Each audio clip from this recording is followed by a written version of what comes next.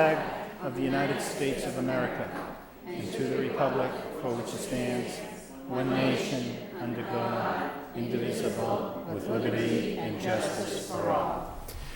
Roll call. Ms. Fattacante. Here. Mr. Leahy. Present. Mr. Leary. Here. Ms. Martin. Here. Mr. McHugh. Here. Mayor Martin. Here. Ms. Doherty. 6 present, 1 absent. Okay, I apologize for being a little bit late. The Lieutenant Governor was in town to tour the flood site. No, wait, I'm sorry, that was last night. There was, as I came in here, you'd be pleased to hear, though, this yellow ball in the sky that was poking through a cloud. So I did feel obligated to stop and see what it was. But in any event, we're underway now, and the first item on the agenda is a special order of business. We have Attorney Michael Talty on behalf of the Greater Lowell Bar Association to discuss Law Day. Attorney Talty. Thank you, Mr. Mayor, Madam Superintendent, and members of the school committee. My name is Michael Talty, and I am representing the Greater Lowell Bar Association to speak to you on Law Day. I believe this is the 4th year that I've spoken to you on this event, and I thank you for having me back. Unfortunately, Judge Patricia Flynn had hoped to be here tonight. She is the juvenile court judge who works on Law Day in conjunction with the Bar Association, and unfortunately she had a prior engagement, but she sends her thanks and regards and intends to be back next year. The Law Day Board has been working on this for several months now, and I'm sure as prior members of the committee are aware, the Law Day festivities consist of 2 events. The first is an essay competition for all local high schools. Each school has their own individual competition and produces a winner who presents their particular essay to the Bar Association at the juvenile court on Law Day, which is on Friday, April 27th this year. That winner of that competition receives a $1,000 scholarship from the Bar Association, and the remaining competitors also receive a scholarship as well. This year's topic, I've given you a handout, and the topic is included in the handout, and it focuses on youth participation in the democratic process, which is a topic that fits right in with the efforts of the Bar Association. The second part of the event on Law Day is that lawyers go into the 8th grade classrooms across the city. We try to get a lawyer in each classroom, and we've come pretty close every year. And the lawyers who go to the 8th grade classrooms speak about this particular topic and really whatever they want with regards to the democratic process and what it is to be a lawyer. The students have been very receptive in the past. The lawyers have found it to be a very rewarding experience, and I know that they look forward to doing it every year. We have about 50 or 60 lawyers and judges who go into the classroom and speak to young people about the legal profession. Another thing that I've included in the handout is a little bit of history about Law Day, which is pretty interesting, actually. Back in 1958, Law Day began, and the American Bar Association president at the time, a lawyer named Charles Rhine, he gave a speech which was broadcast on Voice of America to the communist bloc countries back in the Cold War era. And his speech is in your materials, and it's quite interesting if you have the chance to take a look at it. And it really compares our system of jurisprudence with the communist system at the time. I'll get it for you. And I was reading through the radio address today, and although it's a little antiquated with regards to the communist issue, because as we know that has been put to rest for about 15 years now, I think it's still very applicable to the unstable situation in the world today. And one quote that you might draw from that address that stood out to me is that Law Day expresses to the people of the world our admiration and respect for the rule of law as the key to individual freedom and justice. Now, this is a little lofty and prosaic, I know, but I think it's applicable to our community as we participate with thousands of other communities across the country in celebrating Law Day. And in doing so, I believe that we play a small part in fulfilling those words that were spoken some 50 years ago. So with that, we'd like to invite anyone who's watching. The event is open to the public, and certainly all of you to come to the juvenile court on next Friday, the 27th of April. And we have a luncheon to follow. We have some entertainment that's being provided, as well as the students participating in the contest. So thanks a lot, and we'll see you around this time next year. Thank you. Thank you, Attorney Talty. I'd just Thank you. add that I've served as a judge on the essay contest in past Law Days. It's really a very worthwhile day, and the Lowell students tend to do very well. So anybody who's interested in coming, I'd certainly welcome them to the Law Day ceremonies. Your Honor, I believe that Mr. Leahy is reminding me that we usually nominate a member of the school committee to represent the committee at the Law Day festivities, and so I would therefore recommend Mr. Leahy, in fact, represent the school committee. He is, in fact, the vice chair of the school committee. Are you saying you're not going to be here? Oh. Ms. Martin? Ms. Martin, we would recommend that Ms. Martin be there to represent the school committee. Okay. So moved by Ms. Faticante, second by Mr. McHugh. All those in favor say aye. Any opposed? Aye. Aye. Okay. So Ms. thank you. Martin, and hopefully I will be there that day. Thanks, Attorney Talty, for coming in. Okay. 28th, right? 28th, 27. 27th? Yes. Okay, first item of business under the regular agenda is approval of the minutes of the April 4th meeting. Motion to approve by Ms. Martin, seconded by Mr. McHugh. All those in favor say aye. Any opposed? The minutes are approved. Under permission to enter, Madam Superintendent, are there any this week? There are 4 different contracts for your review. The first one is to Edgo Collaborative for $9,772 to amend the existing contract to provide for the out-of-district additional costs for 3 students and the addition of 1 student enrolled in receiving services as outlined in their special education IEP. Funding will be provided by the Special Education Department budget, special education tuition account. Second one is to Domain Lawrence Incorporated for $20,188 to amend the existing contract to provide for the out-of-district additional costs for 1 student and the addition of 2 students enrolled in receiving services as outlined in their special education IEP. Funding will be provided by the Special Education Department budget, special education tuition account. Third one is to Melmac New England Incorporated for $36,032 to amend the existing contract to provide for the out-of-district additional costs for 1 student and the addition of 1 student enrolled and receiving services as outlined in their special education IEP. Again, the funding will be provided by the Special Education Department budget, the special education tuition account.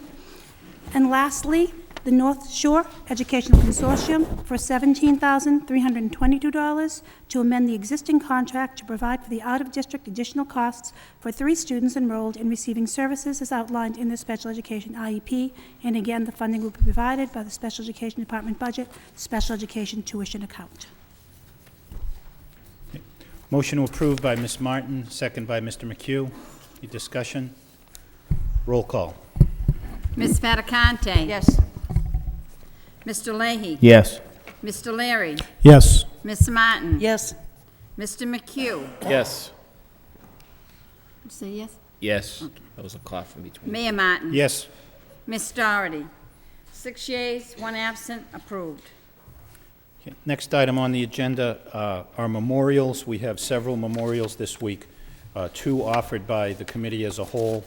one for Vathavi Faye, a freshman student at Lowell High School, whose life tragically ended on his 16th birthday, and also in memory of the students at Virginia Tech who were also killed this week, and one memorial offered by Ms. Faticante for Arthur Andrikopoulos, a retired Bartlett Middle School teacher. If we could all please rise in a moment of silence and darken chambers in their memory.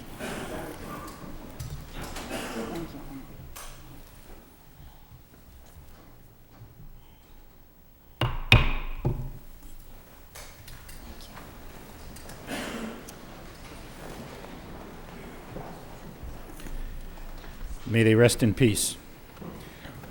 Under unfinished business, we have the matter of the 2007-2008 school committee schedule. There was a revised schedule submitted for consideration. What is the wish of the committee? Can I ask a question? Yes, Mr. Leahy.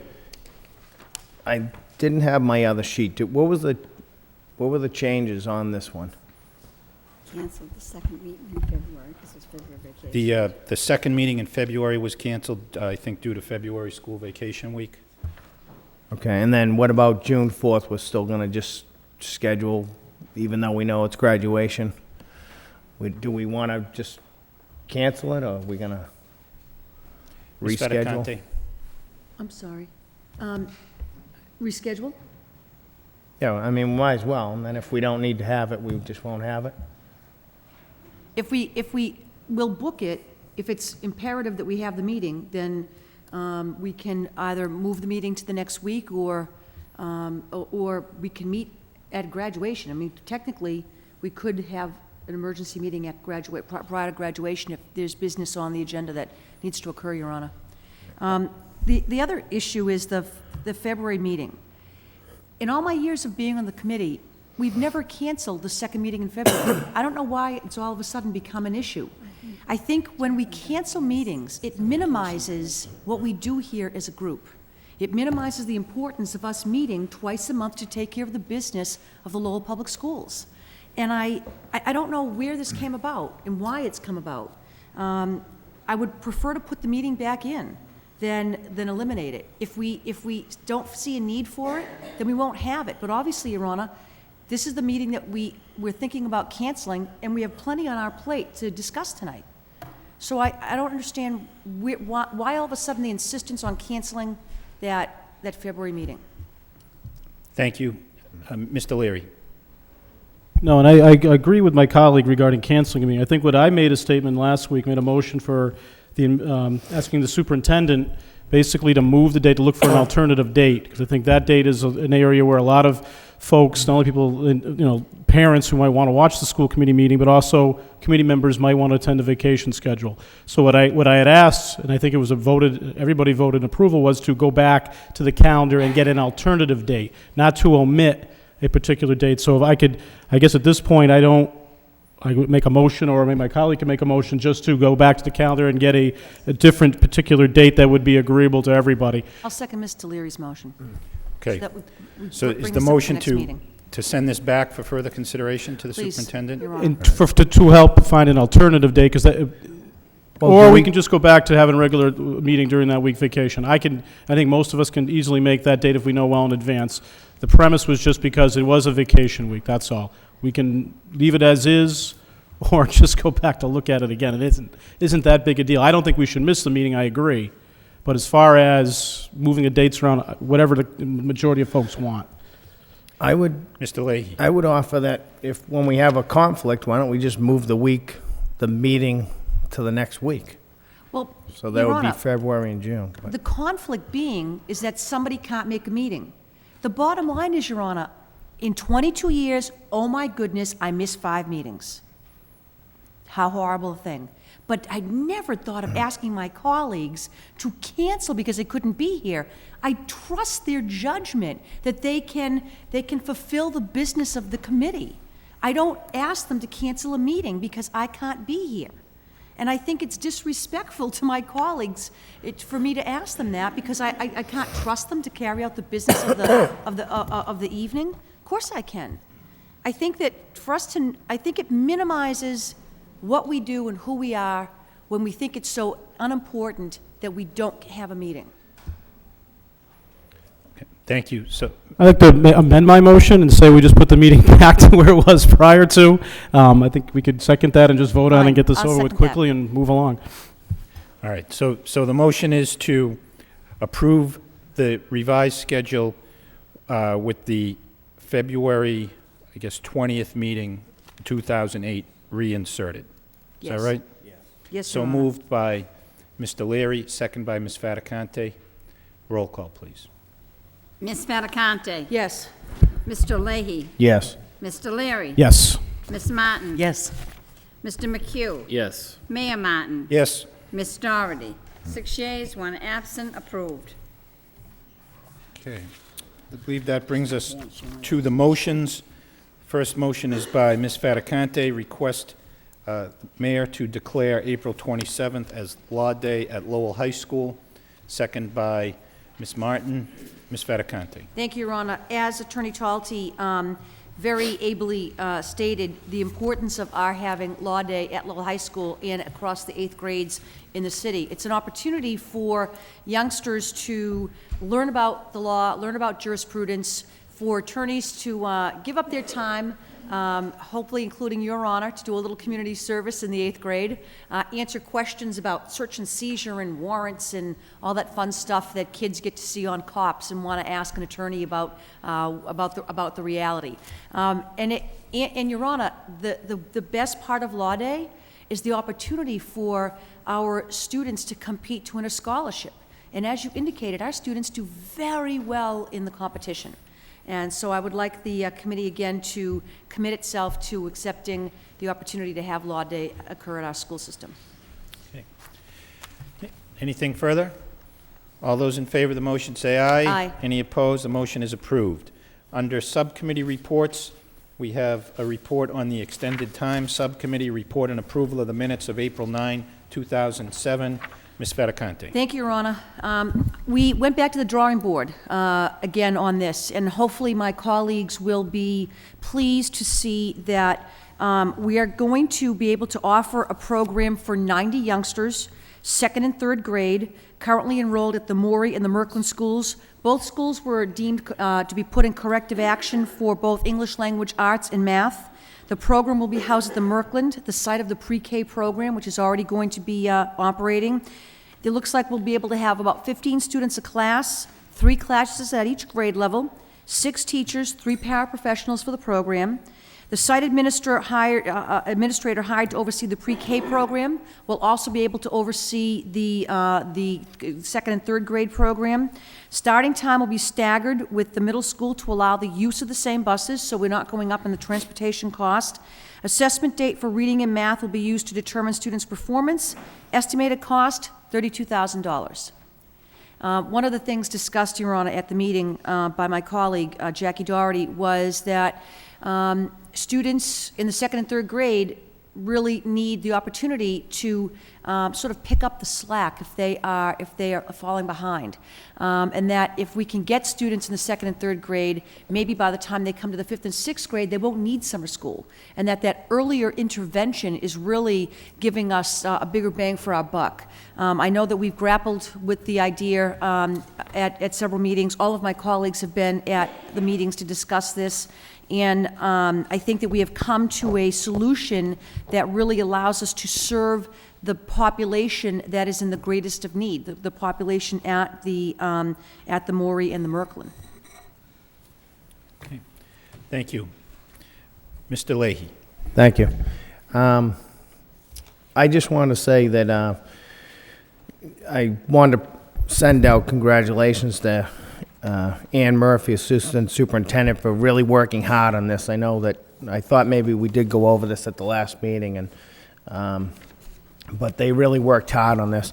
And one comment I did want to make, as my colleague had mentioned, excuse me, we had discussed how important it is for the elementary grades, for the students in the 1st, 2nd, 3rd grades to catch up.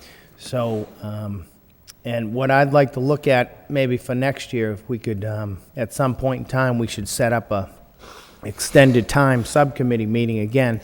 And I think it would be helpful to get these children in some sort of program from, say, November to March. So they're doing their summer school program, say, during the year.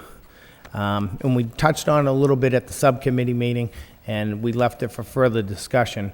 But it might be something that, with the budget coming up, something to investigate, because these children in these early grades, if we have the time, a couple days a week, from a long period of time, from, say, November to March, to get them ahead of the game or to catch them up, then summer school program, we won't have to worry about it during the summer for them. And I think they'd get maybe a little bit more use. It'd be a lot more helpful for them during the year than a few weeks during the summer. Thank you. Thank you. Ms. Martin. Thank you. I also want to say, offer my thanks to the administration, Ann Murphy and her team, because they really did, I think, respond very effectively to a lot of the concerns that the subcommittee and other committee members raised. One of the key things, I think, as we move forward is one of the, I guess, second to last bullet on this first page is the assessment data. I know it's something we talked a lot about in the subcommittee, and that we talked about at our last school committee meeting as well. And I think it's really critical as we move forward and as we anticipate making these types of decisions. You know, obviously every spring we have this conversation about summer school. And as we said, you know, anecdotally, I think we all recognize the value of it. But in order to make really, I think, difficult decisions as to where we invest our education dollar, it really is critically important that we have solid data to make those decisions. It really comes down to us being able to have faith in the instruments that we're using, and for the administration to be able to present to us really substantial, concrete evidence of the success of the investment that we make. I think that the administration's gone a great ways towards ensuring that at the conclusion of summer school this year, come next fall, we'll be able to make those decisions, we'll be able to have that information. So I'm very appreciative of that, and really looking forward to seeing what the end results are, so we can really gauge it effectively. Thank you. Thank you. Anything further? All right, so motion to adopt the recommendation of the subcommittee by Ms. Faticante, second by Ms. Martin. Roll call, please. Ms. Faticante? Yes. Mr. Leahy? Yes. Mr. Leary? Yes. Ms. Martin? Yes. Mr. McHugh? Yes. Mayor Martin? Yes. Ms. Doherty? 6 yeas, 1 absent, approved. All right, under reports of the superintendent, there are several items. Madam Superintendent. I'd like to direct your attention to the lengthy report I prepared for the superintendent outlining the process, the findings, and the next steps of the coordinated program review conducted by the Massachusetts Department of Education. The Department of Education, Targeted Assistance and Accountability, reviews each school district in Massachusetts on a 6-year cycle. Last April, Lowell was reviewed in their coordinated programs.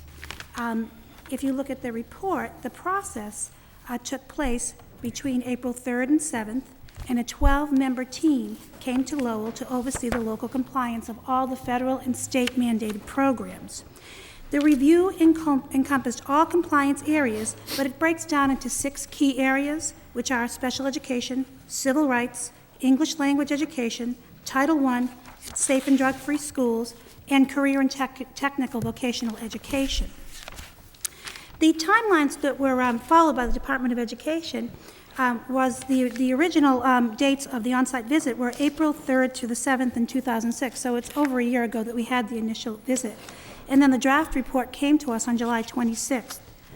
We commented back on the initial report in the draft by August 11th of 2006, and we waited quite a lengthy amount of time until February 21st when the final report came in.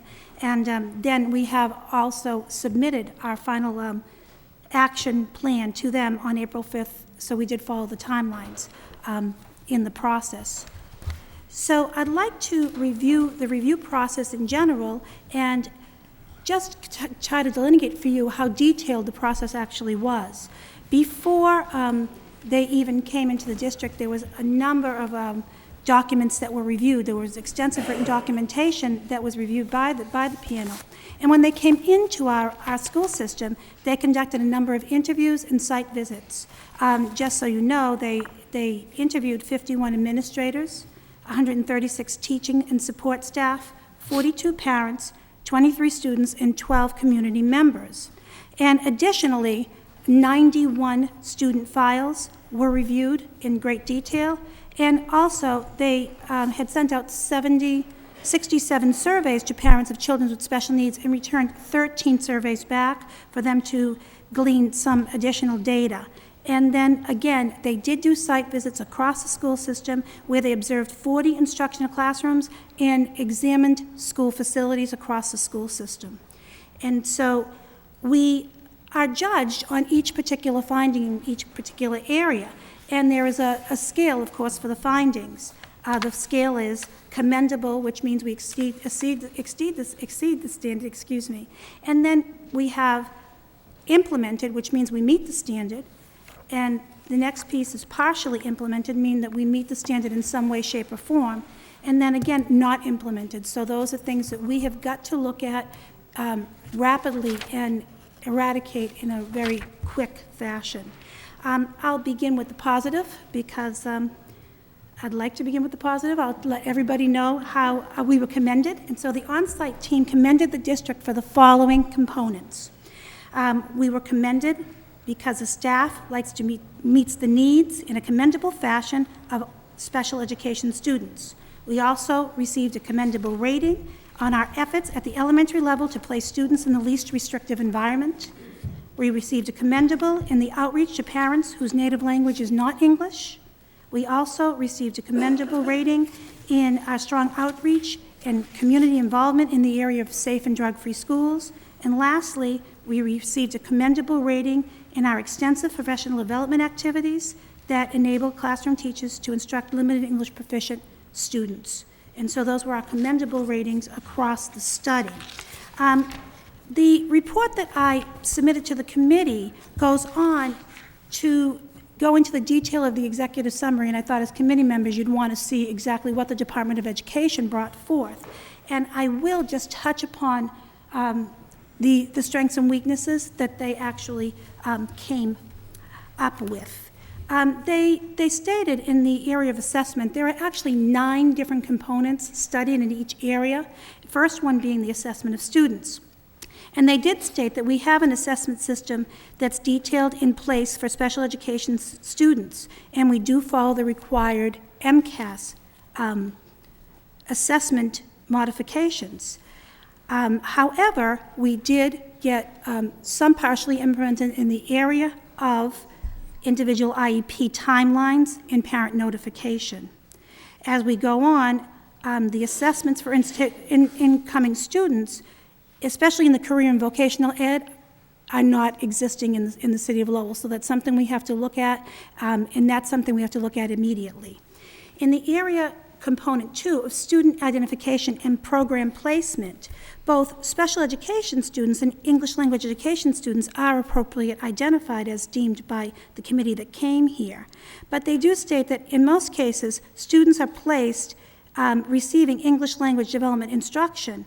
And although we have so many limited English proficient students, there was some concern represented in how much actual ESL, English language instruction, is going on, and so that's something that did come up in the findings. We again are commendable in trying to place our students in least restrictive environment, and they found that to be exemplary, especially in the elementary school, but less so in the middle school and the higher levels as far as the inclusion piece. In the area of parent involvement, the Department of Education stated that we do try to inform our parents and help them to participate as much as we possibly can. We do have parent advisory councils with special education.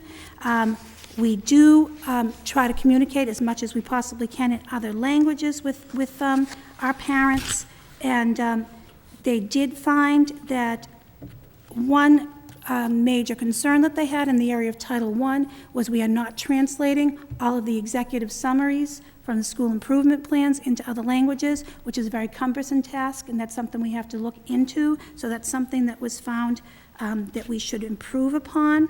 But there is a good deal of evidence that we do try and involve parents in many initiatives, and especially in safe and drug-free school forums, and that was something that actually was commendable in part of the review.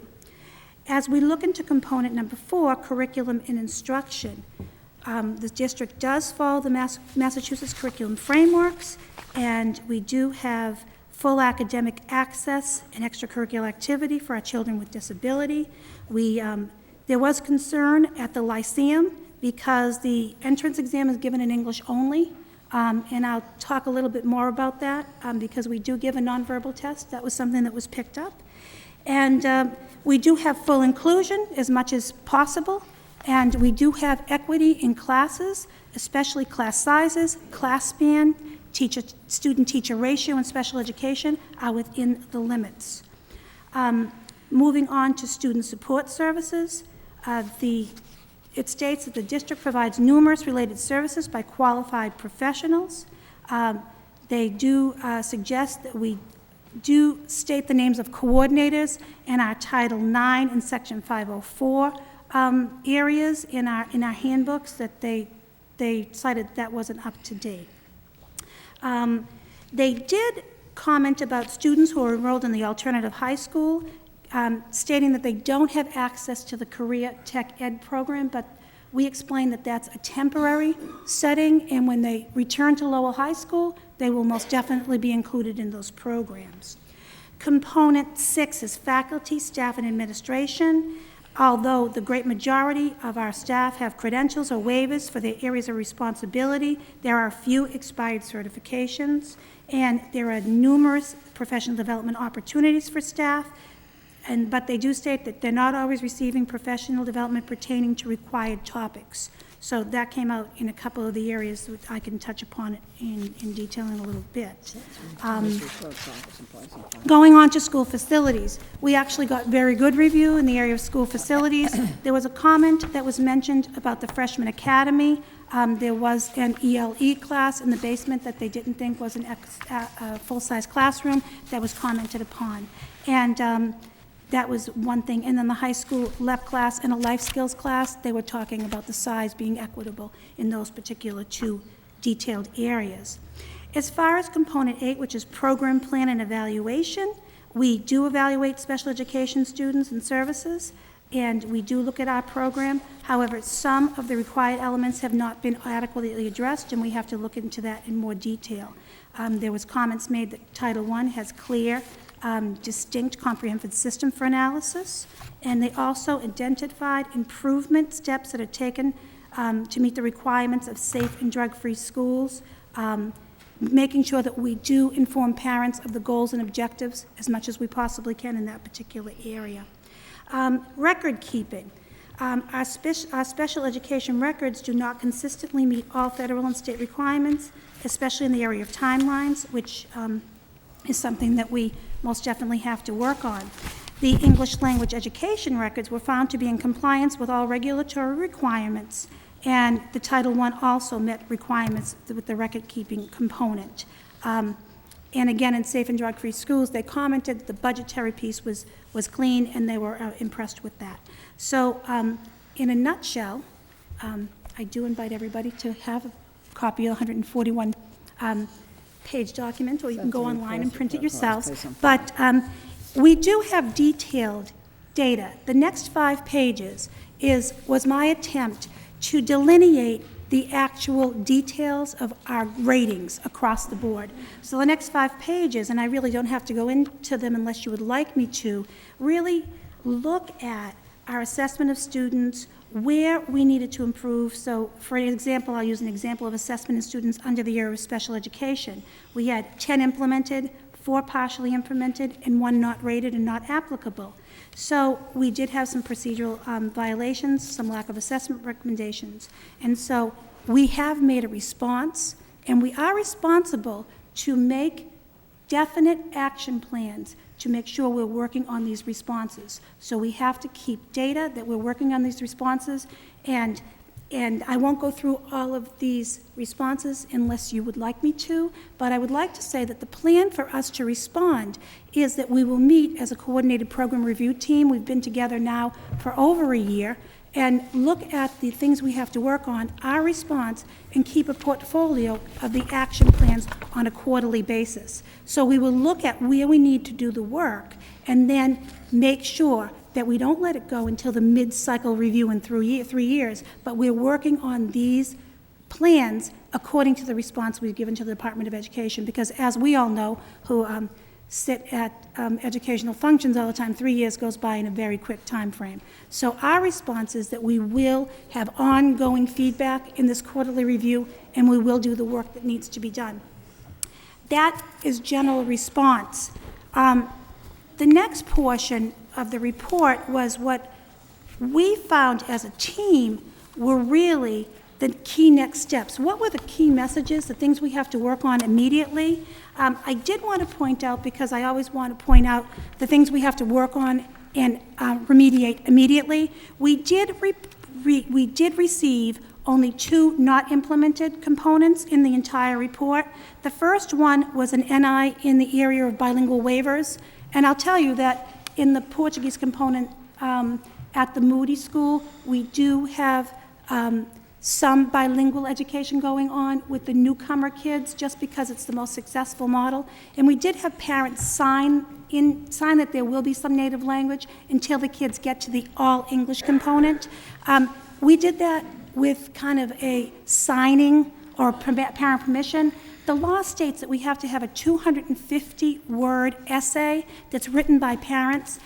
Since then, it has already been remedied. We have a form letter that has a 250 response in Portuguese that the parents do sign, but that was a formality that we've already fixed. That was our one not implemented.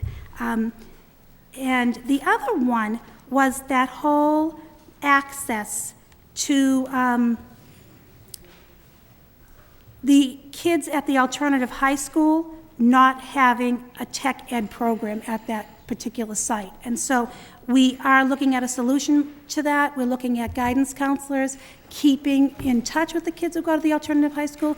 And we also are looking at some programs like virtual high school that can arrange certain courses. But to be honest with you, and I'm going to be really honest, it's really kind of a detail. Our children who go to Lowell Alternative High School are there for a purpose. It's supposed to be a short-time placement. They'll come back to the high school, and they'll be offered that. So to be honest with you, we will work around that as best as possible, but we didn't see that as a dire thing that needed to do anything that would involve funding or anything major in changing that particular item. So those are our 2 criteria that received and not implemented in the entire review. So thinking about the impact, what would the next steps be?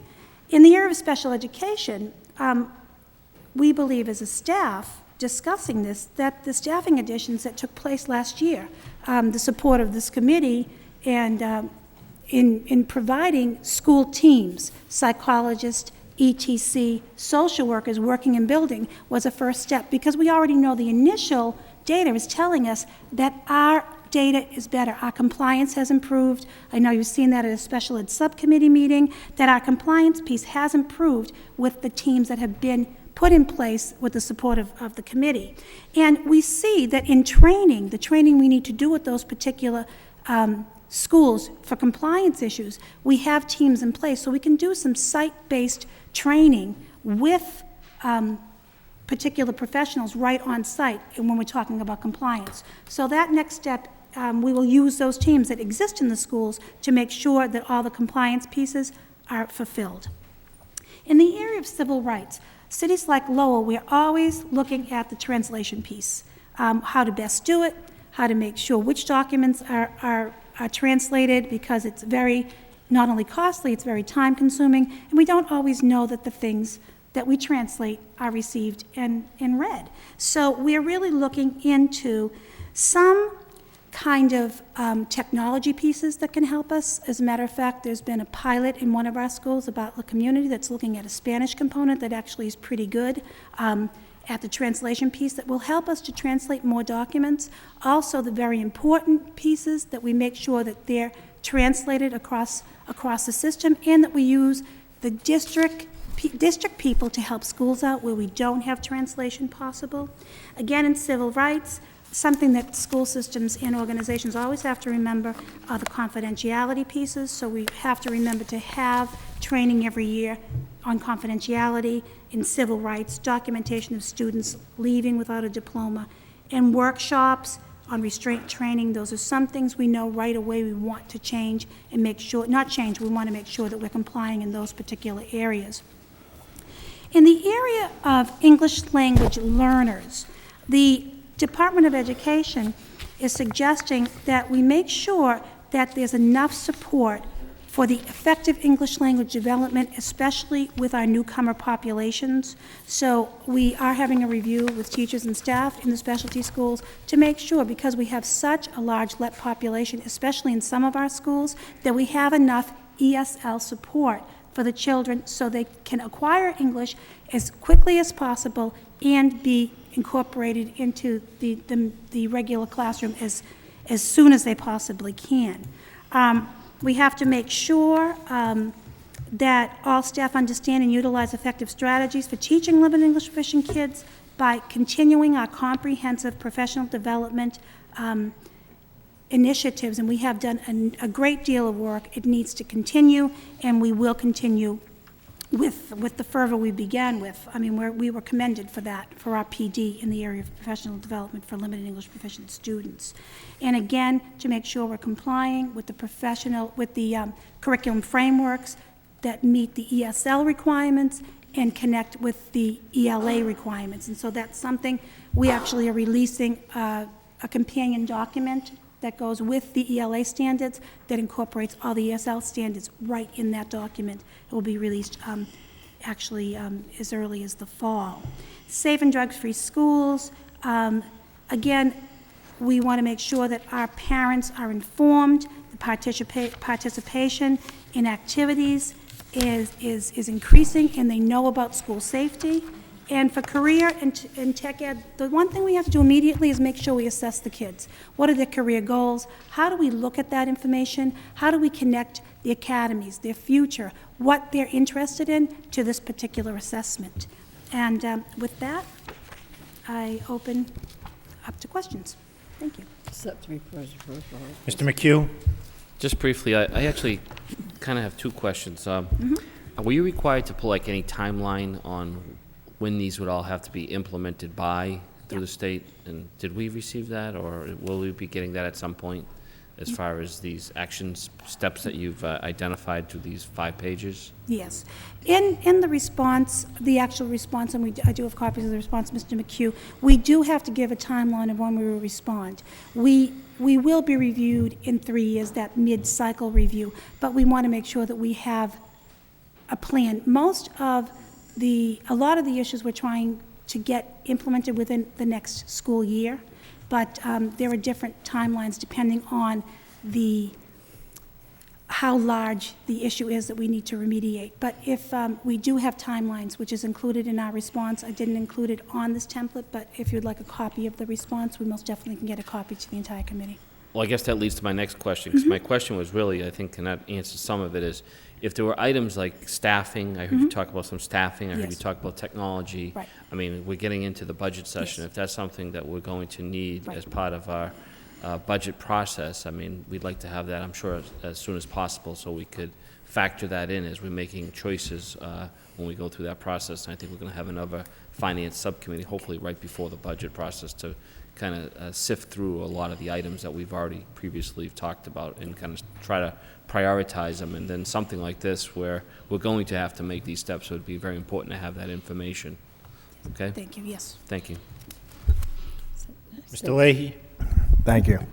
I had some questions on special education. I read through this, but, this is the summary.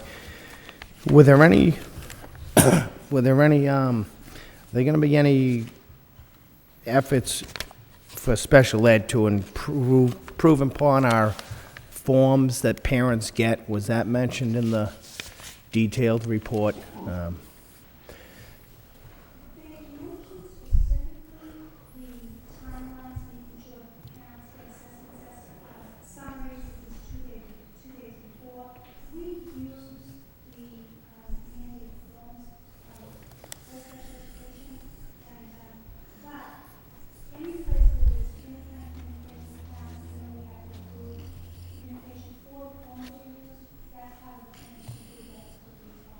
Okay. Are the forms standard from the state, or are they our own forms?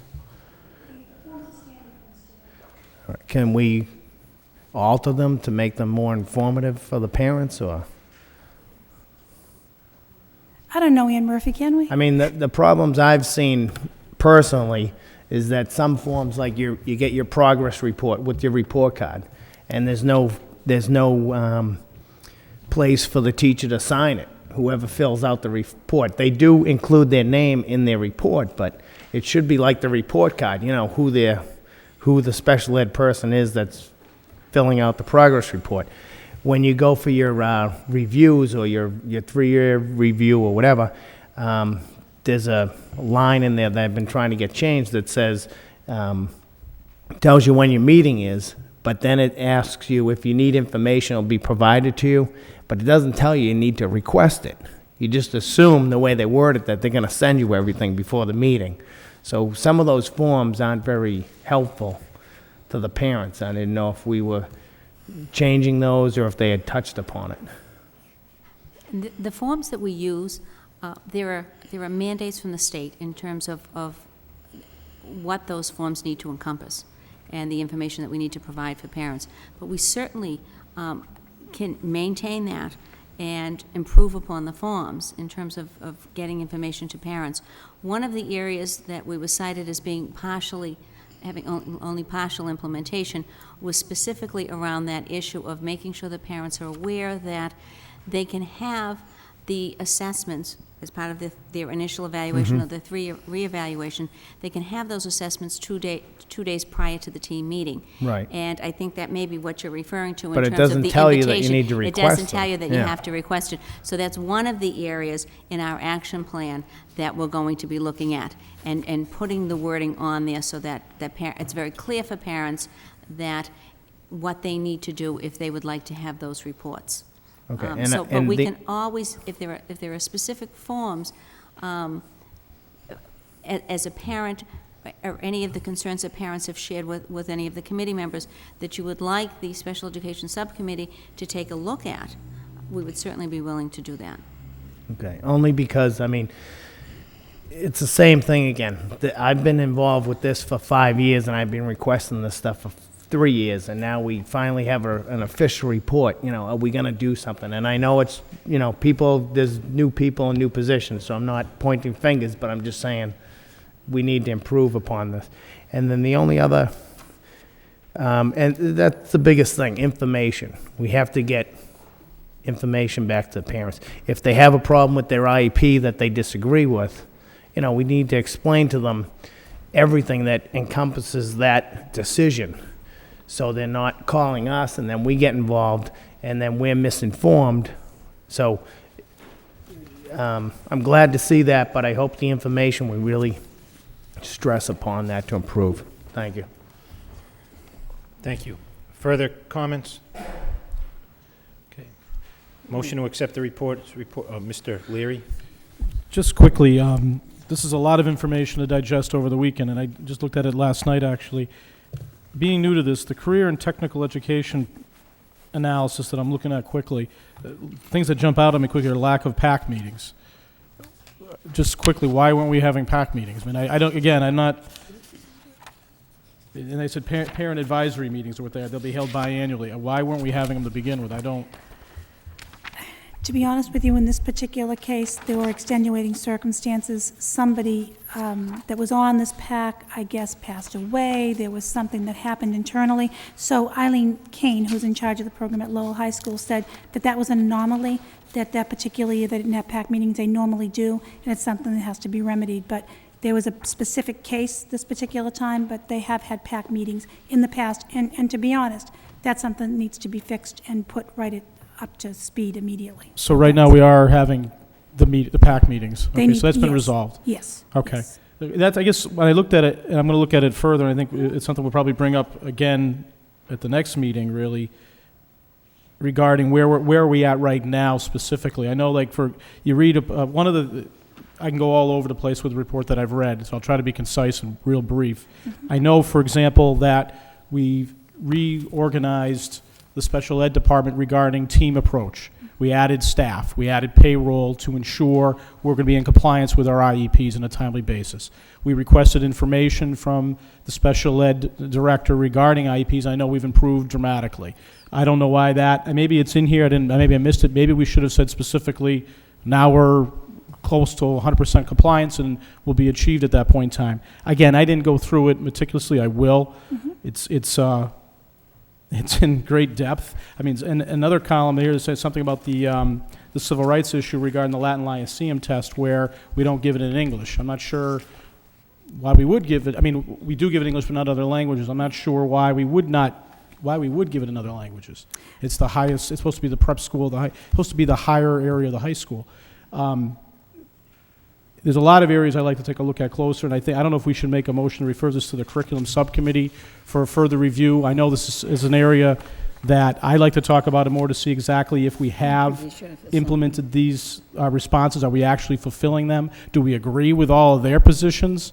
I guess what they'll be doing, we just responded April 5th. Is that correct? Yes. Committeeman McHugh pointed that out to me a minute ago. We responded April 5th. What time frame are they going to come back to us to see if our responses are sufficient? I believe they have a month to look at our responses. The timelines have not been kept sacred throughout the whole process, but they have a month to respond, and then they will give us feedback on if we need to work more on our particular responses. But they have a month to look at our action plan. So sometime like after we finish the budget, their responses will be in, so we'll have a time to review it. Yes. I guess at this point, there's high school, there's special ed, there's all kinds of stuff. I guess in my way I would feel is it would go to the curriculum subcommittee, but it could go anywhere actually, or it could be divided up. But to keep it, at least to review the responses to see if we're implementing them, I'd make a motion that we refer the coordinated program review action plan to the curriculum subcommittee for review and reviewing their responses, and also to determine whether or not we're fulfilling our fulfilling what we promised within our responses, I guess. Okay. So moved by Mr. Leary, second by Ms. Martin. Any further discussion? All those in favor say aye. Any opposed? The matter is referred to the curriculum subcommittee. Next report is the Safe Routes to Schools program. Yes, I direct your attention to a report that was prepared by Transportation Coordinator John Dakota, and the Lowell Public Schools has been selected to participate in a program entitled Safe Routes to School. And the Lincoln School has been chosen to have a walking type of initiative that has our kids walk to school as much as possible. So we're going to have, for the next month, on Wednesday mornings in the month of May, we're going to have the children dropped off, the bus kids are going to be dropped off at the Department of Motor Vehicles, and they're going to walk to the Lincoln School, and the walkers will also meet there with their parents. And it's to increase walking and to actually help the environment. This is an initiative that has been started in the state. And so everybody's welcome to attend. Bring your sneakers and walk with the children at the Lincoln School, and that's just a report saying what's going on, so you'd be apprised of the situation. No. Mr. Leahy. Thank you, Your Honor. Through you to the superintendent. Could we get some more information on this? Sure. Mr. Leahy would like to be our school committee representative on the walks. Thank you. Well, if I could, I met this afternoon with somebody from the Lowell Health Alliance, which is involved in this matter, and they, in fact, would like school committee presence. Fine, we'll do it.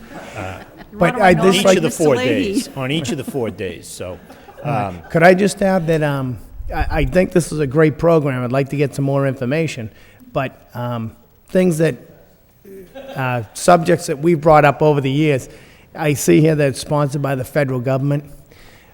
There are some grant opportunities available for things like But we sidewalks and have, things. we have issues where we want more crosswalks for our schools. I mean, this would be great for all the kids to walk to school, but we have to address the crosswalks and the light issues. I mean, even when you drive down to the meeting, people don't even stop anymore on a right on red. They just blow right through the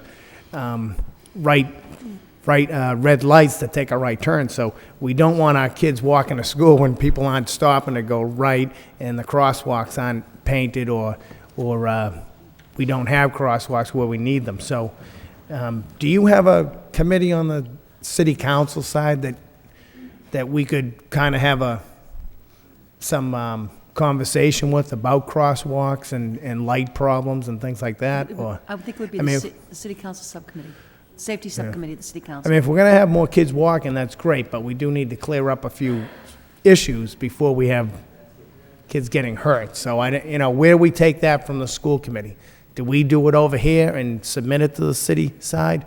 Or do we have conversation with a subcommittee? There is no city council subcommittee on crosswalks. I But mean, there is one on traffic. There is one on safety, Ron. I know that. Traffic. Safety, maybe, The though. safety subcommittee from the school committee could certainly meet with the safety subcommittee from the council. I mean, I've been butting heads, but then I get more information and I find out why we can't do it because it's tied into federal funds and your traffic and your road funds, right? So you can't just put a crosswalk where you want to. You have to have cutouts. Correct. And if you don't apply, you don't get your federal money. But see, sometimes we don't know that and we're arguing for, crosswalks, but we don't understand why we can't get them. So if we had a little more dialogue, maybe we could take care of this. Okay, Ms. Fedicante? So I would make a motion, Your Honor, that the school committee safety subcommittee meet with the city council safety subcommittee to work through some of the issues that Mr. Leahy has raised. Okay, so moved by Ms. Fedicante. And that we also nominate Mr. Leahy to be our school committee representative on these walks. So moved by Ms. Fedicante, second by Mr. Leahy. Thank you. And anybody else whose participation is welcome as well. That meeting won't be able to take place before this thing No, gets I gets understand underway. that, Your but- Honor. Okay, all those in favor of the motion Aye. say aye. Any opposed? The motion is approved. This matter is referred to a meeting of the Safety Subcommittee to be held in conjunction with the City Council Subcommittee. Next update is, next report, I'm sorry, is on the Mary Bagicalupo Forum. Madam Superintendent. Yes, you have a report here that's a progress report on the action group in the Mary Bacigalupo Educational Program. The next community-wide meeting is May 21st at 7 o'clock at the Robinson School. And they're looking at this particular point at the Robinson and McAuliffe schools to see how we can work collaboratively as a school system and a community to work together to help our students to reach the ultimate educational outcomes. And so there are 6 subcommittees that are functioning. There's one with Community Connections, one with Reading at the McAuliffe, another with the Robinson School, evenings on the Prize, they call it, which is a field trip for 8th graders that will be happening to go to the Freshman Academy, Middlesex Community College. There's an action group and parent participation of which I'm a member, and at this particular point, we're conducting a survey with parents, diverse parents and multi-languages, to see how they feel about their children's educations at the Robinson and the McAuliffe schools. There's also an action group that has progress report and statistics that is talking about attendance and performance at the Robinson School. And there's also a planning group that's focusing on fundraising, and there are a number of upcoming meetings in these particular groups. Questions? Motion to accept the report as a report of progress by Mr. Leary, second by Ms. Martin. All those in favor say aye. Any opposed? The report is accepted. Next is the quarterly report on outstanding motions. Madam Superintendent. Yes. The report you have in front of you is the most current quarterly report on the status of outstanding motions, and I direct your attention to the motions that are highlighted in yellow. Those particular motions are motions that at this point have been reported on, and we'd like to move forward to see if those can be removed from the list of motions, that they, at this point, in the estimation of the administration, have been completed, and I bring that forward for the review of the committee. Questions? Mr. Leary?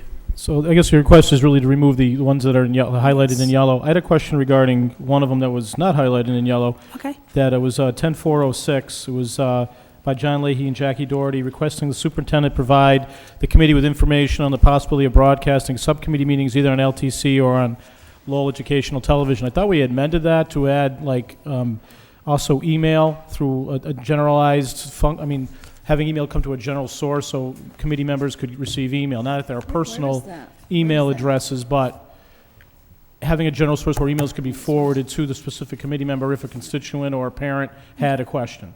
So I don't know if that's, I can dig through the minutes to find if that was actually, I thought we had amended that, but be that as it may, I think it would almost be like mimicking what the city council is currently working. I think the city council mayor already has an email capability that doesn't go directly to your personal email, but it's a functioning email where messages are dispensed to whatever member you want to write an email to, send an email to. Correct. That should be able to be implemented without waiting for a response on this motion. So see if we can bring that up. Okay. Mr. Leahy. Thank you. Madam Superintendent, I had one more question. On the last page, there's a motion by Mr. McHugh about the Latin Lyceum. It says we sent the letter, but it doesn't really give a result, so should that one be taken off? So that doesn't really have an end result, right? Well, the result was the letter being sent of a motion and a vote of the committee, I guess. But I haven't heard if... The one up above it will be kind of giving us all the details of the All outcome. right, so you're fine? Okay. I'm fine with that. All right, I just want to make sure that people are getting letters if they were going to, so. We didn't receive a copy of the letter. Maybe we could get a copy of the letter. Be nice. Thank you. Thank you. Okay. So is there a motion to remove the highlighted items by Ms. Fattacante, second by Mr. McHugh? Should probably be a roll call. Roll call, please. Ms. Fattacante? Yes. Mr. Leahy? Yes. Mr. Leary? Yes. Ms. Martin? Yes. Mr. McHugh? Yes. Mayor Martin? Yes. Ms. Doherty? 6 yeas, 1 absent, approved. Motion to accept the balance of the report as a report of progress by Mr. Leary, second by Mr. McHugh. All those in favor say aye. Any opposed? The report is accepted. Next item on the agenda, we're still under superintendent reports. Madam Superintendent, there is a list of eligible teachers. Yes, you have the list, the monthly list of eligible teachers from April 18th, 2007 for your review. Move to accept. Motion to accept by Mr. Leahy, second by Ms. Fattacante. All those in favor say aye. Any opposed? The list is accepted. And the final superintendent report is the personnel report. Yes, again, your monthly report of the personnel report dated April 4th, 2007 for your review. Motion to accept, Your Honor. May a letter be sent? Motion to accept by Ms. Fattacante, second by Mr. Leahy. All those in favor say aye. Any opposed? The personnel report is accepted. Under convention conference request, there is one late filed request for the boys lacrosse team. Your Honor, I did speak to administration today, and this particular coach is not a teacher in the school system. He does, he works outside and coaches. Maybe that might be the reason why. But Your Honor, I see Ms. Martin shaking her head over there. This is an issue that we have at every meeting. People who do not understand that committee, it's not just that we like to be picky, but it is a matter of insurance that extends coverage to people who go on overnight stays or a field trip or whatnot. And these really do need to come into us on time so that we can make sure that everything is taken care of, really. And one other thing, Your Honor, I don't know about that first trip. I don't know. What's the first? Oh.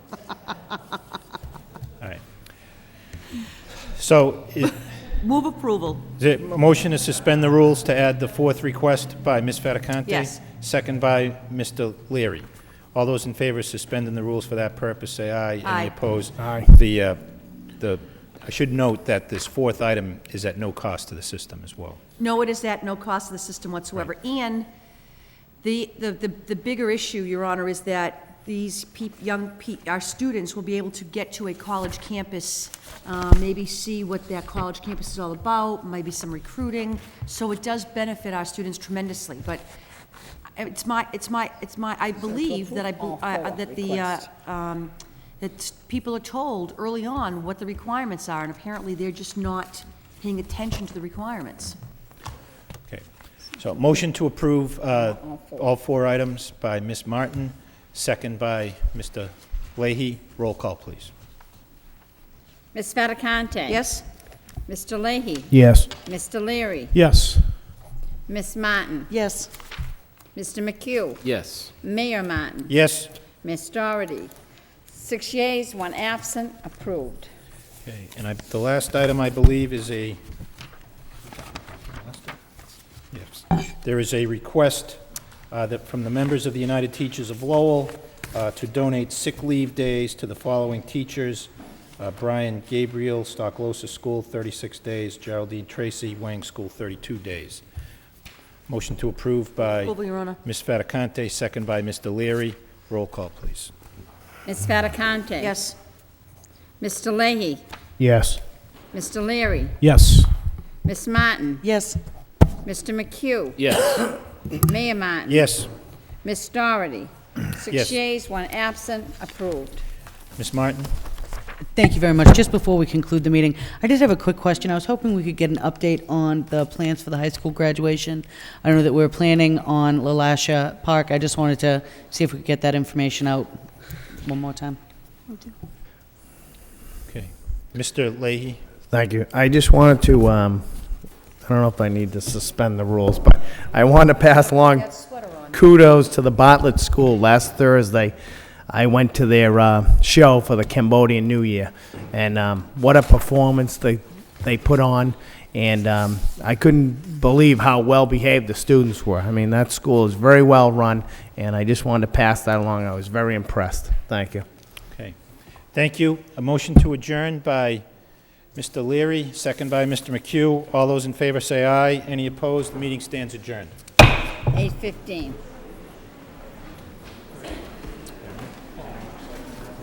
That's yours. That's for me? They gave it to you. That's, see the stuff?